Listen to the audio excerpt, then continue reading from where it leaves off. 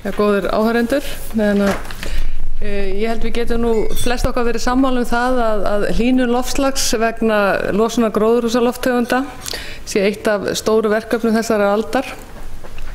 Það er litið til ýmissa mótvægisaðgerða til þess að veita okkur svigrúm til þess að aðlagast þessum raunveruleika, og meðal annars horft til þess að fanga koltvísýring frá mismunandi uppsprettum, stórum sem smáum, dæla honum niður í berglög á svæðum sem eru vandlega valin til þessa eða svokölluð CCS eða Carbon Capture and Storage verkefni. En það einmitt það sem ég ætla að fjalla í dag. Carbfix verkefni af þessum toga, en það sem sagt tilgangurinn að finna út úr því getum við fanga koltvísýringinn úr gufunni í Hellisheiðarvirkjun, dælt honum niður í basaltberglögin í nágrenni virkjunarinnar og í raun og veru geymt hann þar á föstu formi aldur og ævi. Það nú alltaf svo gaman við þessi þróunarverkefni að ég held ég sé nú búin að vera að tala það alveg frá 1980 að við séum að fara að byrja að dæla niður, en í vor þá vorum við nú búin að setja dagsetninguna 7. apríl og samstarfsmenn okkar nánast búnir að panta miða, en þá komu upp tæknileg vandamál varðandi afhendingun á gasinu. Þannig að ég að vonast til þess að í síðasta lagi eftir virkjunarstoppið í júní að þá getum við hafið niðurdælingu.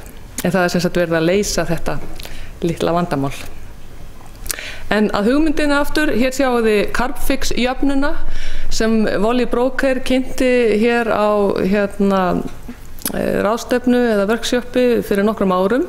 Hún samanstendur af basalti og því að koltvísýringur sé leystur upp í vatni og útkoman verður karbónat eða karbónatsteindir á föstu formi. Samstarfsaðilarnir sem að ákváðu nú að vinna frekar með þessa jöfnu í kjölfarið, þeir eru Columbia háskóli, en Wally Broker er prófessor þar. Það Háskóli Íslands, það Háskólinn í Toulouse í Frakklandi og svo fyrirtækið Orkuveitan Reykjavíkur. Orkuveitan í samstarfi við ISOR og verkfræðistofuna Mannvit. Þannig að þessi grúppa hefur verið að vinna saman að þessu og það hefur verið mjög gefandi einmitt að vinna með háskólasamfélaginu og svo verkfræðingunum út á verkfræðistofunum þessi 3 ár síðan að verkefni fór af stað. En örstutt, af hverju basalt og af hverju Ísland? Að basalt inniheldur steindir sem geta bundið koltvísýring og meira en 90% af berggrunnunum basalt.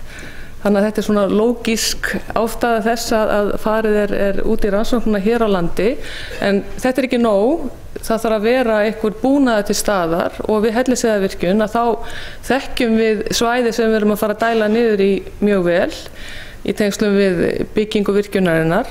Við höfum koltvísýring í gufunni, við erum með nægt ferskt vatn sem mikilvægur þáttur í verkefninu og svo erum við náttúrulega með fullt af basalti.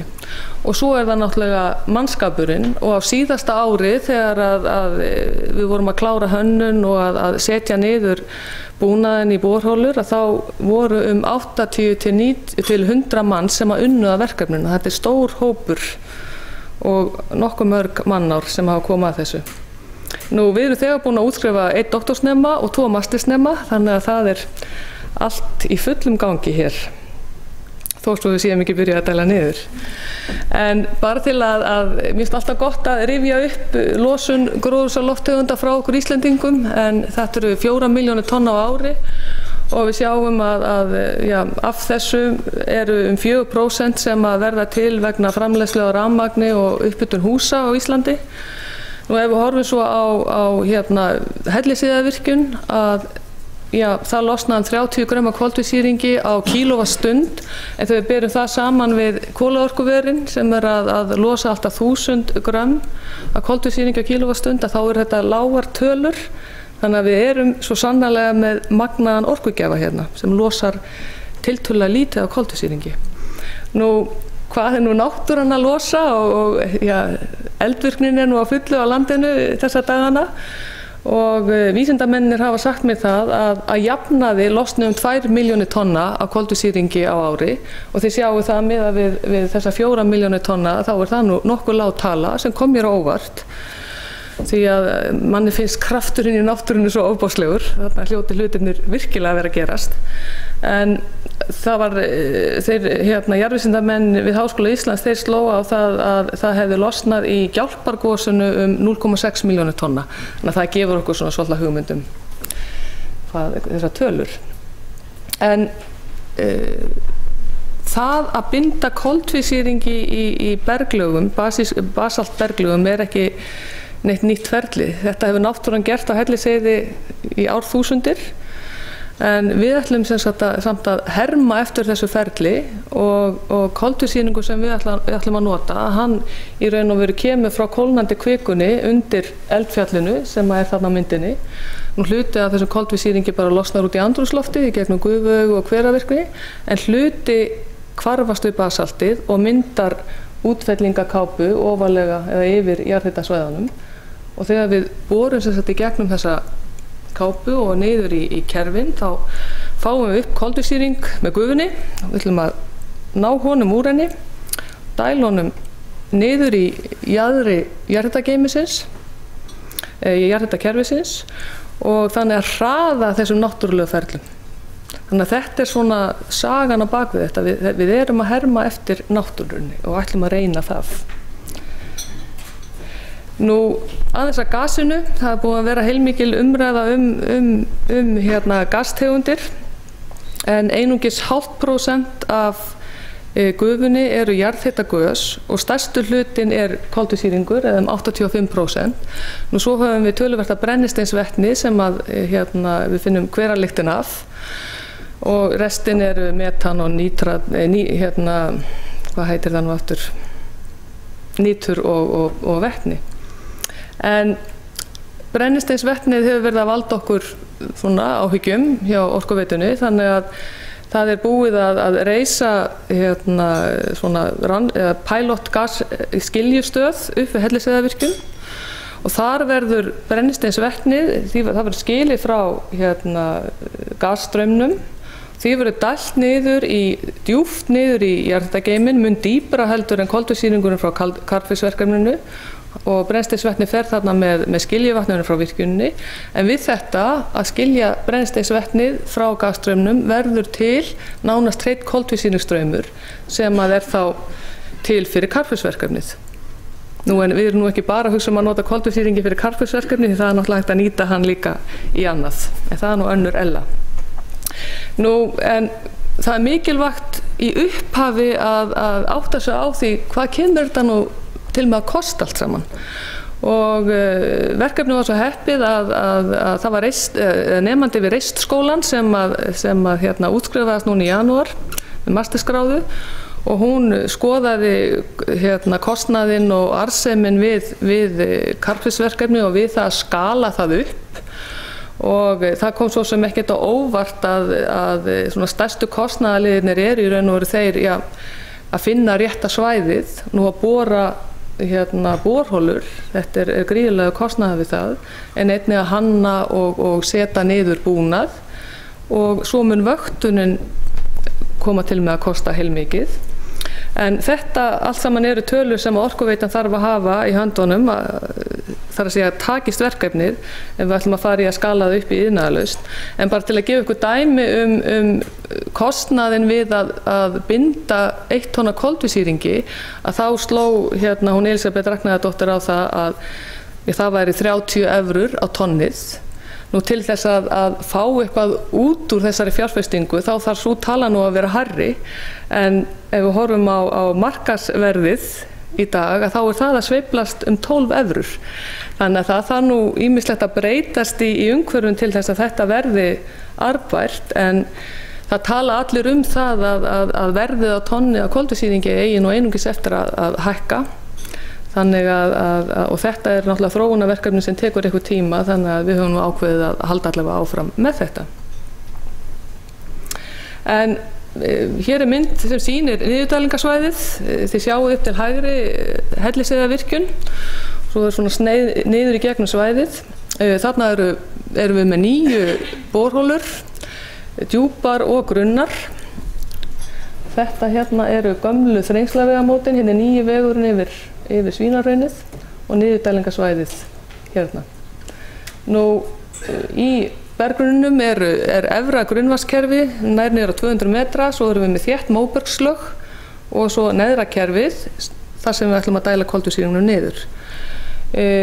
Við munum hérna dæla vatni niður að niðurdælingasvæðinu, þar mun koltvísýringur koma eftir 3 km langri lögn, við munum leysa hann upp í vatninu og þetta kolsýrða vatn mun fara inn í bergið, blandast þar við grunnvatnsstrauminn og flæða með honum niður í átt til sjávar og það mun, þetta kolsýrða vatn mun seytla í gegnum bergið og hvarfast við það og karbónasteindir munu myndast. En eins og þið sjáu hér á þessari tölu að við erum í raun og veru bara að losa eða binda brot af koltvísýringnum frá virkjuninni. Hún losar 60.000 tonn á ári en við höfum þarna möguleika á því að binda 2.000 tonn til þess að finna út úr því hvort þetta gengur. En áður en að við tókum nú endanlega ákvörðun að setja upp búnaðinn úti í mörkinni að þá settu vísindamenni við Columbia-háskóla upp, má segja, borholu í stigaganginum í einu háhýsinu á Manhattan og prófuð í raun og veru þau tæki bara minni skala sem við ætlum að nota í borholunu upp á heiði. Og það var nú aðalega verið að fylgjast með því náum við í raun og veru eins og í SodaStream tækjum að leysa koltvísýringinn upp í vatninu og hvað verður loftbólurnar, síga þær bara upp til yfirbors eða fara það niður með vatnsstraumnum og niður þarna á neðstu hæðina. Nú þetta tókst mjög vel þannig að við ákváðum bara að skella okkur í að setja upp búnaðinn og notuðum veturinn til þess, alveg frábær tími til að gera slíkt á. En við vorum svo heppin að það var gott veður þannig að það er búið að koma niður 9 km af lögnum og ljóslöðurum og öðru slíku á þessu svæði. Dælum niður á dýpi sem svarar til 5 Hallgrímskirkjuturna og pípum enn lengra niður. Nú, þó að Wally Broker hafi nú fengið alveg frábæra hugmynd við skrifborðið sitt við Columbia-háskóla að til þess að góð hugmynd geti orðið að góðum vísindum og ég tala nú ekki að góðri vöru, þá þarf að koma til tækni, þekking og verkvit.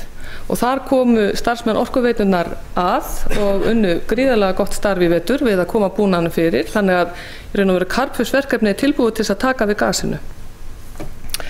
Og svo hafa nú nemar við Háskóla Íslands og okkar starfsmenn einnig verið að taka sýni núna á þessum undirbúningstíma.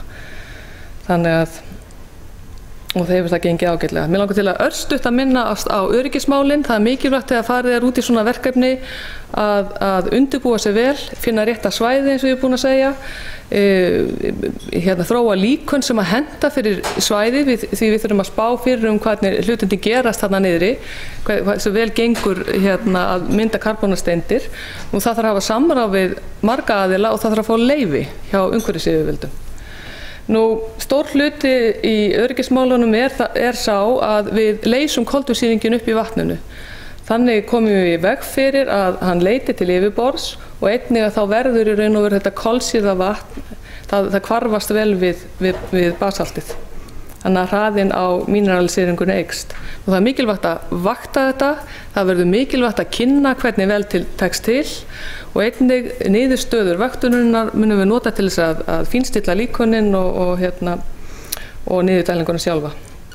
Nú, aðeins til þess að horfa út fyrir túngarðinn, við erum náttúrulega meira og minna bara að finna út úr því tekst þetta, en í kollinum á okkur er líka spurningin getum við, ef þetta tekst, farið með þetta annað og hérna sjáum við basalt breiður á heimsvísu og ef við bara horfum til Indlands að Indlandsskagi er að stórum hluti úr basalti en þar er náttúrulega vatnið svona Carbfix hugmyndin er takmörkum háð af því að það er ekki mikið af fersku vatni þar en þar er hins vegar ætti að vera nóg að sjó og það verður sem sagt einn doktorsnemi sem mun kanna sem sagt áhrif þess að nota sjó í þetta módel, og Georg hefur einmitt styrkt okkur hvað þetta varðar núna í ár. En þetta nú síðasta glæran.